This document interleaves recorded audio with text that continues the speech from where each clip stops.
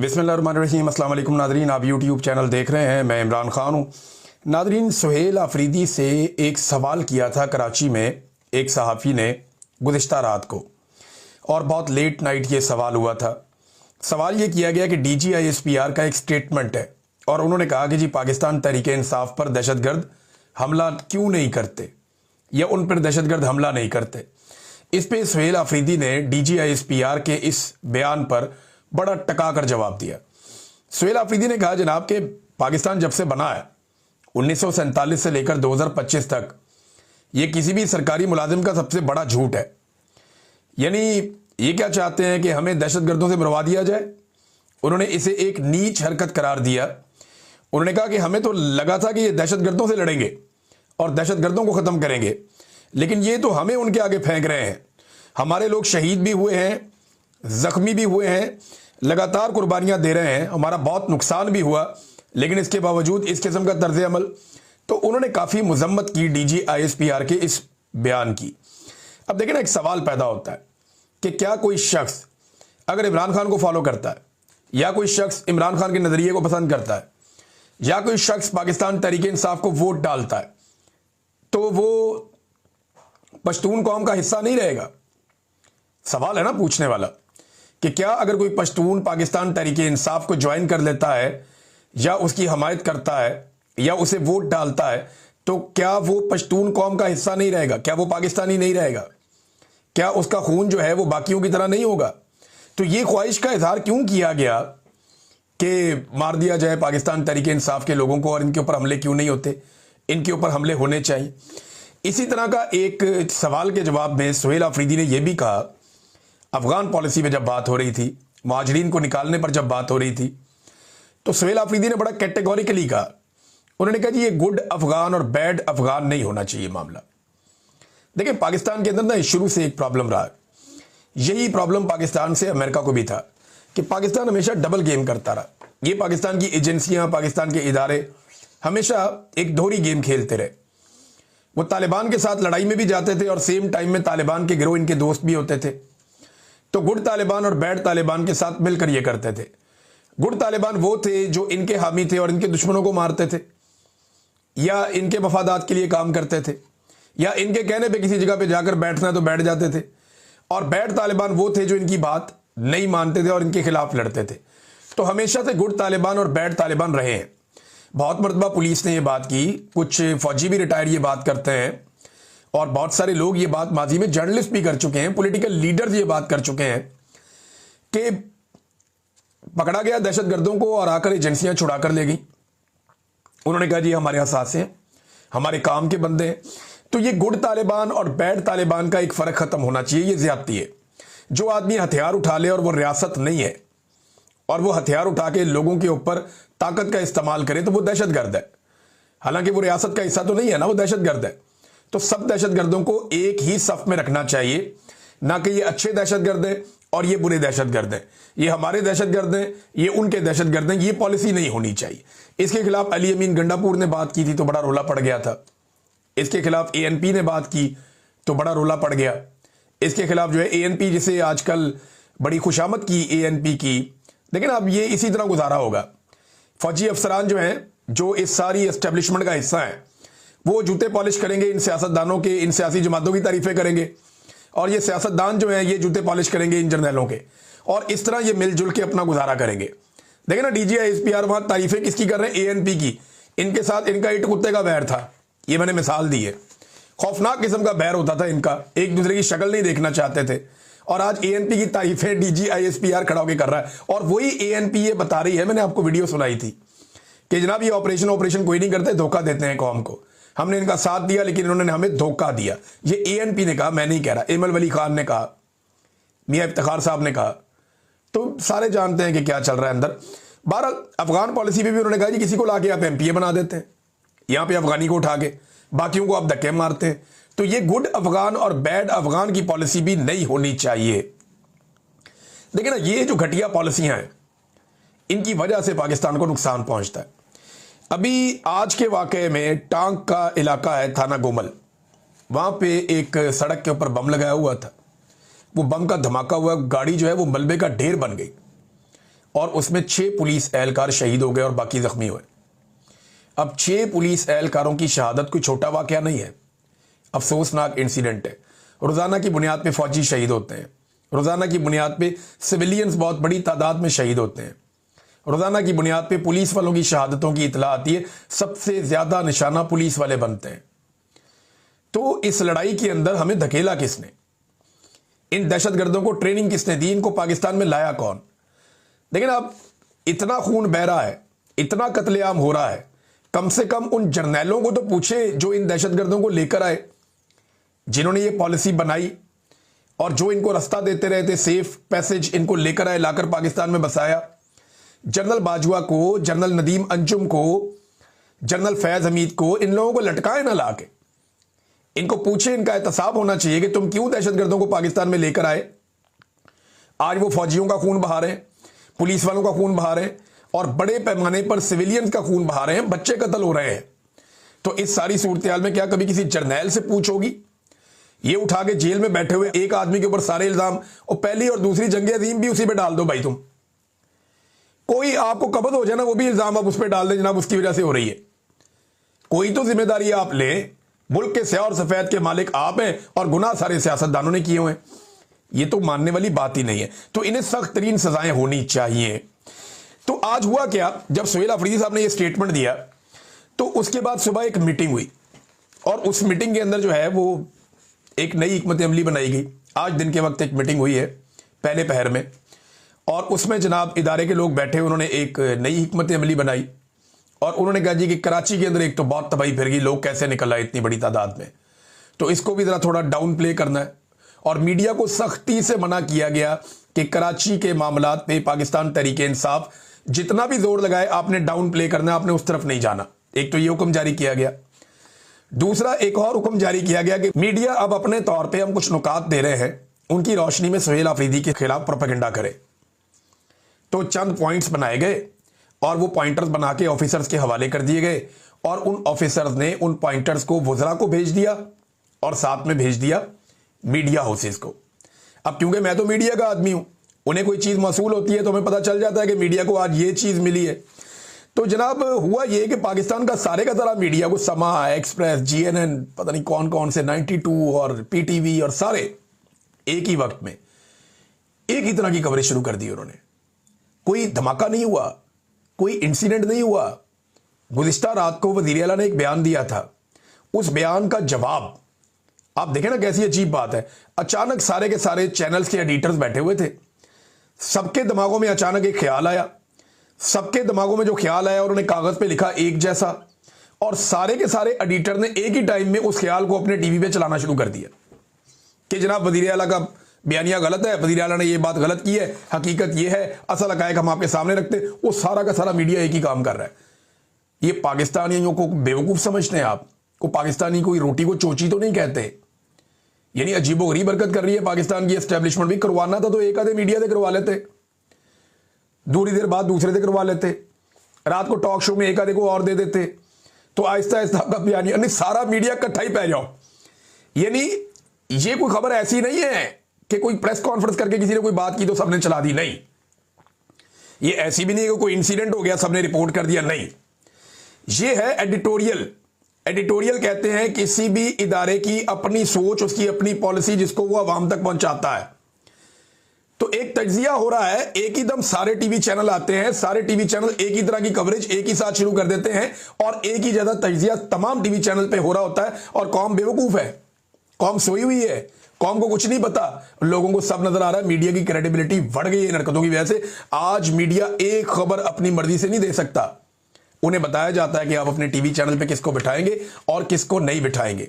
NOC जारी किया जाता है कि इस बंदे को NOC दिया और इसको नहीं दिया, ये बंदा काम कर सकता है, ये बंदा काम नहीं कर सकता। बहरहाल ये जनाब मीटिंग हुई और मीटिंग के बाद हिकमत अमली बना के अफसरान के हवाले की गई और फिर वज़रा की ड्यूटियां लगी और एक ही साथ सारे मीडिया पर यही कुछ चलना शुरू हो गया जो आप देख रहे थे। यानी एक अफसर बताता है कि आपने क्या दिखाना है और क्या आपने नहीं दिखाना। मसला क्या है? मसला है सुहेल अफरीदी। सुहेल अफरीदी पाकिस्तान की एस्टेब्लिशमेंट का इस वक्त टारगेट है। वो उसे निशाना बनाना चाहते हैं पहले दिन से। शुरू में उन्हें यह लगा कि एक नौजवान है, इसको समझ नहीं आएगी, हम इसका रास्ता रोकेंगे, इसको डराएंगे। तो DGISPR ने जाके पेशावर में प्रेस कॉन्फ्रेंस कर दी कि डर जाएगा, ये डरेगा, हमसे राब्ता करेगा, कोई ऑफ द रिकॉर्ड राब्ता हो जाएगा। फिर फौज के मुख्तलिफ अफसरान ने सुहेल अफरीदी के आसपास कुछ दोस्तों से राब्ते शुरू किए, कुछ सहाफ़ियों से भी राब्ते किए गए कि इसकी कोई कमजोरियां हैं तो वो बताओ, इसके बारे में मैक्सिमम इंफॉर्मेशन हमें दो, हमारी इससे बातचीत तो करवाओ, ये इसको लेकर तो आओ, थोड़ा सा ट्रैक के ऊपर तो लेकर आओ भाई, ट्रैक पे आएगा तो बात बनेगी ना, वजीर आला बनना है ये आसान, इस किस्म की बातें की गई। लेकिन वो अपने ट्रैक के ऊपर रहा, वो इमरान खान के बनाए हुए ट्रैक पे चल रहा था, उसने बात नहीं सुनी। तो ये बार बार उस पर दबाव डालते रहे और अब तक ये उस पर दबाव ही डाल रहे हैं सुहेल अफरीदी पे। टारगेट इनका सुहेल अफरीदी है। इन्हें समझ आ गई है कि ये आदमी पाकिस्तान तहरीक इंसाफ को एक नई उम्मीद दे रहा है।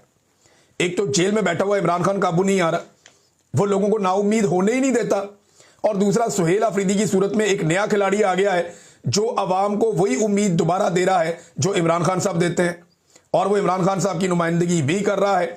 अब हो ये रहा है कि ये शख्स जो एक नौजवान है वो एस्टेब्लिशमेंट को पै दर पै शिकस्तें दे रहा है, हर गुजरते दिन के साथ उसकी तहरीक और उसका किरदार मकबूल हो रहे हैं। एस्टेब्लिशमेंट हर कीमत पर सुहेल अफरीदी को या तो काबू करेगी या उन्हें हटाने की कोशिश करेगी, लेकिन अभी तक बात बनी नहीं है क्योंकि सुहेल अफरीदी की कोई कमजोरी अब तक इनके हाथ लगी नहीं, और इसके लिए इन्होंने कोशिशें की हैं। मुझे कुछ दोस्तों ने बताया भी कि यार हमसे रब्ता करके फलां बंदा ये बात पूछ रहा था, फलां बंदा वो बात पूछ रहा था, भाई इनको क्या दिलचस्पी है इस मामले में। तो वो सबको पता है, ये हमेशा से ऐसे ही खेलते रहे हैं। अब एक फॉरेंसिक रिपोर्ट निकाल कर ले आए कि जनाब ये फॉरेंसिक रिपोर्ट है, इसकी बुनियाद पे हम इनको टांग देंगे। भाई सुहेल अफरीदी किसी और जगह पे है, वो खुद वीडियो डाल के बता रहा है कि मार्च में मैं इस जगह पे खड़ा हूं, वो वाली मार्च वाली तस्वीर उठा के किसी और जगह वाली तस्वीर उठा के 9 मई में पेशावर के खाते में डाल दी पकड़ के, अंदाजा करें आप। और बाद में फॉरेंसिक करवाने वगैरह, जी बिल्कुल यही बंदा है, मुकदमे के अंदर भी इसका नाम नहीं है, अब उठा के बीच में डाल दिया क्योंकि वो वजीर आला बन गया, वो इनके गले की हड्डी बन गया। तो आज से 100 साल के बाद भी जब कोई एस्टेब्लिशमेंट के खिलाफ कोई कार्रवाई करेगा ना, तो ये उसको उठा के 9 मई में फिट कर देंगे, क्योंकि इनके बाद 9 मई के अलावा कुछ नहीं बचा, इनके पल्ले ही कख नहीं है। जो बच्चा 9 मई के बाद भी पैदा हुआ है ना, अगर 50 साल के बाद या वो जो अल्फा बड़ा होके आज से 10-15 साल के बाद वो इनके लिए कोई मुश्किल पैदा करेगा, ये उसको भी 9 मई में डाल देंगे कि जनाब ये अपनी मां के पेट में था तो ये तब भी शरारतें कर रहा था 9 मई के मामले में। ये इनकी इस वक्त हालत हो चुकी है, दिखाई तो यही दे रहा है। अब जो पंजाब की फॉरेंसिक अथॉरिटी है उसकी चेयरमैन जो है वो मरियम नवाज है। अब उसकी क्रेडिबिलिटी आप देख लें, कैलिबरी फॉन्ट वाली मरियम नवाज, जाली ट्रस्ट डीड वाली मरियम नवाज, और इनकी जो तालीमी रिकॉर्ड भी है वो भी बड़ा मशकूक है। यानी वो PhD पहले कर ली, कहते हैं जी के वो पॉलिटिकल साइंस को और इंग्लिश लिटरेचर को मिक्स कर दिया, वो सारे सर पकड़ के बैठ गए ये क्या है। फिर इन्होंने ओहदे से इस्तीफा देके जान छुड़ाई थी। यही सिर्फ एक मामला खोल लें तो आपको काबिलियत का पता चल जाता है। तो अगर ये औरत वहां पे चेयरमैन है और 14 में से 9 मेंबर जो है फॉरेंसिक के, ये जो पंजाब फॉरेंसिक अथॉरिटी है उसके 14 में से 9 मेंबर हुकूमती हैं, तो सुहेल अफरीदी को तो मिल गया वहां से इंसाफ। एक तो ये वैसे ही मशकूक है, दूसरा इन लोगों की तस्वीरें किसी और जगह से ली गई हैं और फिक्स किसी और जगह पे किया गया है, तो ये किसी अदालत ने मानना ही नहीं है। इंतहाई कमजोर मामला है और बयानिया बन भी नहीं पाया, सोशल मीडिया पे भी नहीं बन पाया, दबाव भी नहीं डाल पाए। तो नाज़रीन, मरियम नवाज और सुहेल अफरीदी में फ़र्क एक और आपको मैं बताऊं, आज बहुत सारे फ़र्क है। वो नेचुरल है, ये जो है आर्टिफिशियल है। मरियम नवाज की तमाम चीज़ें ही आर्टिफिशियल है, उनका दिखने से लेके बोलना, चलने से लेकर एक्ट करना, उनकी लाइफ की स्टोरीज सब आर्टिफिशियल है। यानी ये केतली के साथ, फ्राई पैन के साथ कपड़े भी इस्त्री करती रही हैं। कोई दुनिया की ताकत ये बात मान सकती है? अजीबोगरीब हरकतें हैं इनकी, इनको जितनी फैसिलिटीज थी आप सोच नहीं सकते। तो नाजरीन, ये जरा आप देखें एक और तस्वीर। ये एक तस्वीर में मरियम नवाज नीचे बेहतरीन जो है वो एक दिखावा कैसा जबरदस्त होता है, शानदार लीडर की तरह दिखना है इनको। तो जनाब वो कॉस्ट्यूम के ऊपर ज्यादा तवज्जो होती है, दिमाग के अंदर कुछ नहीं है। वो गई अल्लामा इकबाल के मज़ार पे और ये लिख रही थी उर्दू, का, के और की, वो इनसे मैनेज नहीं हो रहा था। यानी हमारे तीसरी जमात के बच्चे की या दूसरी जमात के बच्चे की राइटिंग मरियम नवाज से अच्छी है, और का, के, की का फर्क तो उसको भी पता है। पहली जमात में बताना शुरू कर देते हैं पंजाब में का, के, की क्या है, बड़े आराम से वो बताते हैं। तो एक तरफ आपकी मरियम नवाज है और एक तरफ सुहेल अफरीदी है। ये देखें, सुहेल अफरीदी ने लिखा कायद-ए-आज़म मोहम्मद अली जिन्ना के मज़ार के ऊपर एक वादे पैगाम लिखा। सुहेल अफरीदी ने अपना पैगाम अंग्रेजी में लिखा और आप राइटिंग देख लें, अच्छी खासी राइटिंग है, और एक तरफ पीएचडी है और एक तरफ पाकिस्तान से पढ़ा हुआ नौजवान है। तो भाई हमें तो अपनी काबिलियत पे फ़ख्र होना चाहिए कि पाकिस्तान में तालीमी जो काबिलियत है वो बड़ी शानदार है लोगों की। मरीम नवाज़ ने पता नहीं कितों पीएचडी किया है। अब वो ये जनाब सुहेल अफरीदी लिखते हैं कि मैं उर्दू ट्रांसलेट आपको कर देता हूँ कि मेरे लिए ये बहुत बड़ा एजाज़ है कि मैं पाकिस्तान के बानी मोहम्मद अली जिन्ना के मज़ार पर हाजिर हुआ। मेरी ख्वाहिश है कि तमाम पाकिस्तानी इनकी तकारीर को सुने और पाकिस्तान के तमाम इदारे उनकी हदायत के मुताबिक अमल करें। पाकिस्तान जिंदाबाद। अब ये जो मामला है ना कि इदारे हदायत के ऊपर अमल करें, यही तो असल मामला है पाकिस्तान का। इसी वजह से तो सुहेल अफरीदी जो वहां लिखकर आ गए मज़ार कायद पे, इसकी वजह से तो पाकिस्तान के जर्नैल या पाकिस्तान की जो मिलिट्री एस्टेब्लिशमेंट है, मैं जब जर्नैल बोलता हूं ना तो ये जो हमारे फील्ड के अंदर जर्नैल हैं जो लड़ाइयां लड़ रहे हैं, वो बुरा ना बनाएं प्लीज़। मैं माजरत चाहता हूं, मैं उनको नहीं कह रहा, मैं ये कह रहा हूं उनको जो पॉलिसी के अंदर मुदाखलत करते हैं, वो जो सियासत के अंदर मुदाखलत करते हैं, वो जो इंतजामिया के अंदर मुदाखलत करते हैं, वो जो कारोबार के अंदर मुदाखलत करते हैं, जो अपने काम के अलावा दूसरा काम करते हैं, वो ज्यादती करते हैं। वो ज्यादती करने वालों से मैं मुखातिब होता हूं। मिलिट्री एस्टेब्लिशमेंट बेहतरीन वर्ड है इसके लिए। तो अब ये इस वजह से तो तकलीफ है कि ये कौन होता है हमें कहने वाला कि आप अपना काम करें और दूसरा काम ना करें और कायदे आज़म की बात माने। हालांकि इन्होंने कायदे आज़म की बात कभी नहीं मानी। यहां पे एक और खबर है, और खबर यह है कि अमनो अमान पर ब्रीफिंग के लिए खैबर पख्तूनख्वा असेंबली की खुसूसी कमेटी ने अमनो अमान पर इन कैमरा ब्रीफिंग के लिए कोर कमांडर पेशावर को खत लिख दिया है। ये जनाब खत लिख दिया है इन्होंने कि जनाब आएँ और आकर हमें आप बताएं कि सिक्योरिटी के मामला क्या हैं, और हम आपको बताते हैं कि हमारे मामला क्या हैं, और आकर इन कैमरा ब्रीफिंग दें। हम इसको पब्लिक नहीं करेंगे, लेकिन कम से कम चीज़ें हमारे साथ आप अपनी शेयर करें, हम आपके साथ अपनी चीज़ें शेयर करें। और गालिबन इसके अंदर देखें ना, अब ये ब्रीफिंग होनी चाहिए। अवामी मुंतखब नुमाइंदे हैं ये हुकूमत है, और इसका ये हक है कि सरकारी ऑफिसर इन्हें आकर ब्रीफिंग दे। तो ये ब्रीफिंग होनी चाहिए। 21वें 22वें ग्रेड के ऑफिसर को आना चाहिए और आकर इनको ब्रीफ करना चाहिए कि सर ये मामलात हैं, और इसके बाद जो अवामी मुंतखब नुमाइंदे हैं वो बताएं कि कहां कहां पे क्या क्या प्रॉब्लम है। और वो जो जरगा हुआ था जिसमें सारी पॉलिटिकल पार्टीज, लगभग 21 पॉलिटिकल पार्टीज और दीगर लोग, सारे स्टेक होल्डर इकट्ठे हुए थे, उस जरगे के जो फैसले हैं वो भी इनके सामने रखे जाएं और इन्हें कहा जाए कि जनाब ये फैसले लेकर आप अपनी मिलिट्री क़यादत के पास जाएं और उनको बताएं कि ये अवामी नुमाइंदगान ये कह रहे हैं, लिहाजा कोई रास्ता निकालें, अमन व अमान के लिए मिलजुल कर काम करें। सिर्फ ये गोलियां चलाने से या बम बरसाने से दहशतगर्दी अगर खत्म होती तो आप पिछले 25 साल में दहशतगर्दी खत्म कर चुके होते। नाज़रीन, पाकिस्तान तहरीक इंसाफ का जो अगला इम्तिहान है वो अडियाला जेल के बाहर कल के दिन में। अब देखना यह है, कराची ने तो अपना इम्तिहान पास किया, ज़बरदस्त शानदार तरीके से कराची के लोग निकले। अब इम्तिहान है जो अपर पंजाब के लोग हैं, या जो आप कह लें कि पोठवार रीजन के लोग हैं, या पिंडी डिवीजन के लोग हैं, या इसकी सराउंडिंग में रहने वाले मियाँ वाली से इधर उधर से जो लोग आते हैं, या अडियाला की सराउंडिंग में जो 100 किलोमीटर का एक रेडियस है। अब उन लोगों का इम्तिहान है कि वो लोग किस तरह आके इमरान खान की बहनों के साथ मंगल वाले दिन इजहार यकजहती करते हैं, क्योंकि इन्होंने ये रिक्वेस्ट की है कि 10,000 पाकिस्तानियों को आना चाहिए। तो ये अब हम इसके ऊपर नजर रखेंगे कि कल क्या होता है, आपको रिपोर्ट करेंगे। अल्लामा राजा नासिर अब्बास साहब ने बड़ी शानदार बात की, बहुत शानदार बात। ये थोड़ी सी मुश्किल उर्दू है, लेकिन इसको आप गौर से सुनिएगा। यही वो असल मसला है जो इस वक्त इतनी बड़ी पॉलिटिकल पार्टी ये इतने छोटे छोटे बोनों से जो मार खा रही है ना, असल मसला ये है जिसपे अल्लामा राजा नासिर अब्बास साहब ने अब तवज्जो दिलाई। वो ये कहते हैं कि अपनों को गद्दार कहना दुश्मन की सबसे कामयाब चाल होती है। तारीख गवाह है कि हर बड़ी तहरीक को अंदर से तोड़ने के लिए सबसे पहले शकूक, बदएतमादी और लेबलिंग का हथियार इस्तेमाल किया जाता है। पाकिस्तान तहरीक इंसाफ आज एक मुश्किल मरहले से गुजर रही है, और इस मौके पर हमें समझना होगा कि एस्टेब्लिशमेंट की पुरानी हिकमत अमली हमेशा दरार पैदा करना है, लोगों को आमने सामने खड़ा करना और क़यादत और कारकुनों के दरमियान खलीज को बढ़ाना ही रही है। अगर हम खुद ही एक दूसरे को गद्दार कहना शुरू कर देंगे तो दुश्मन को कुछ करने की जरूरत ही नहीं। ये है वो प्रॉब्लम। अभी कई लोग इस बात पे लड़ रहे हैं कराची में लोग खुद निकले या लीडरशिप ने निकाले। और भाई वहां पे कितने अरसे से कराची के अंदर छोटी मोटी एक्टिविटीज आप देखते नहीं है, वो होती रहती है। स्ट्रीट मूवमेंट के सबसे ज्यादा विजुअल खैबर पख्तूनख्वा के बाद कराची से आ रहे थे, हैदराबाद से आ रहे थे। तो आपको यह मानना पड़ेगा वहां पे बहुत सारे गुमनाम हीरोज हैं जो अलग अलग जगह पे अपना काम कर रहे होते हैं। शाकिर रवान साहब ने बड़ी जबरदस्त लंबी ट्वीट लिखी है, उन्होंने नाम ले लेकर बताया। वो फहीम साहब है, वो बड़ा शानदार, हर जगह पे वो आदमी आपको नजर आया। कई लड़के हैं, बलोच हैं, कई पश्तून हैं, कोई महाजिर हैं, वो हर कम्युनिटी से लोगों ने बड़ा जोर लगाया। हलीम आदिल शेख हैं और बहुत सारे लोग हैं, बेशुमार लोग हैं।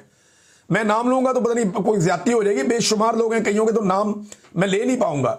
तो सबने कहीं ना कहीं अपना कुछ थोड़ा कुछ ज्यादा इनपुट डालता है, तभी जाके ये होता है। ऐसा नहीं हो सकता कि सारा कुछ खुद ही हो जाए। वो इमरान खान है और पब्लिक है, ये बात हम सब मानते हैं कि एक तरफ इमरान खान है, एक तरफ पब्लिक है, लेकिन बीच में छोटे छोटे लिंक यही मजबूत करते हैं एक पॉलिटिकल पार्टी को। लेकिन बहस शुरू की जनाब, लोग खुद ही निकले लीडरशिप फारग है। भाई अब पंजाब की लीडरशिप को फारग कह के फारग कर दिया, अब सिंध की लीडरशिप को भी ये कह के फारग कर दे, तो खैबर पख्तूनख्वा भी कर दे, एस्टेब्लिशमेंट का काम आसान हो जाएगा। तो राजा साहब कहते हैं तहरीकें जज्बात से नहीं, तस्वीराती सोच से जीती जाती हैं। स्ट्रेटेजिक सोच ये सिखाती है कि दुश्मन को अंधाधुंध दुश्मन नहीं, बल्कि पहले अपना मुखालिफ बनाया जाए, फिर इसकी ताकत को न्यूट्रलाइज किया जाए, और जो न्यूट्रल हो उन्हें अपने बयानिए, इखलाक और रवैये से अपना बनाया जाए। इसके बरक्स अगर हम अपने ही लोगों को दीवार के साथ लगा दें, इख्तिलाफ राय को गद्दार बना दें, तो हम खुद अपनी सफ़े कमज़ोर कर देते हैं। पीटीए में लड़ाई इस बात की हो रही है कि आप सारा इल्ज़ाम मरियम पे क्यों डाल रहे हैं, कोई कह रहा है जी आप सारा इल्ज़ाम बिलावल पे क्यों डाल रहे हैं, कोई कह रहा है जी आप सारा इल्ज़ाम हाफिज आसिम मुनीर पे क्यों डाल रहे हैं। और भाई वो तीनों इकट्ठे हैं, उनकी आपस में यारी है, वो एक दूसरे के सज्जन है, एक ही कश्ती में सवार हैं, और ये आपस में लड़ रहे हैं, तू ये वाले को क्यों मार रहा है, ये वाले को क्यों मार, ओ भाई मार किसको रहा है, तुझे तो नहीं मार रहा। ये अजीबोगरीब किस्म की जो है ना, वो एस्टैब्लिशमेंट बड़ी खुश होती है ऐसी लड़ाइयों से, और ये लगे रहते हैं ऐसे ना चौधरी बनने के चक्कर में, सारे लोग आपस में एक दूसरे को करते रहते हैं। जो लोग दूर अंदेश और तस्वीराती सोच रखते हैं वो फौरी रद्द-ए-अमल नहीं देते, बल्कि हालात को पढ़ते हैं, ताकत के मराकज़ को समझते हैं और अल्फाज के इस्तेमाल में भी जिम्मेदारी दिखाते हैं। वो जानते हैं कि हर इख्तलाफ करने वाला दुश्मन नहीं होता और हर सवाल उठाने वाला गद्दार नहीं होता। असल दुश्मन वो है जो तहरीक को तोड़ना चाहता है, और असल कामयाबी यह है कि इस दुश्मन के मंसूबे को नाकाम बनाया जाए। फिर उन्होंने कहा जी आज ज़रूरत इस बात की है कि पाकिस्तान तहरीक इंसाफ के कारकुन और हामी इल्ज़ाम तलाशी के बजाय यकजहती को तरजीह दें, एक दूसरे को गद्दार कहने के बजाय सीने से लगाएं, बात करें, सुने और समझें। यही रवैया हमें एक मजबूत, पायदार और नाकाबिल शिकस्त कुव्वत बना सकता है। बड़ी शानदार बात की, और ये यूथ विंग के जिम्मेदारान से गुफ्तगू कर रहे थे। कमाल बात की है नाज़रीन, खबरें मेरे पास हैं, काफ़ी ज़्यादा हैं, और बड़ी इंपॉर्टेंट खबरें भी हैं कि वंडर बॉय, थंडर बॉय, बंदर बॉय ये है क्या, इस पर हम ज़रूर बात करेंगे। यहाँ एक कहानी मार्केट में आई हुई है, पासपोर्ट पे भी बात करेंगे, कुछ और चीज़ें अगले वीलॉग में। टाइम बहुत ज़्यादा हो गया, अब तक के लिए इतना ही। अपना ख्याल रखिएगा, अपने चैनल का भी। अल्लाह हाफिज़।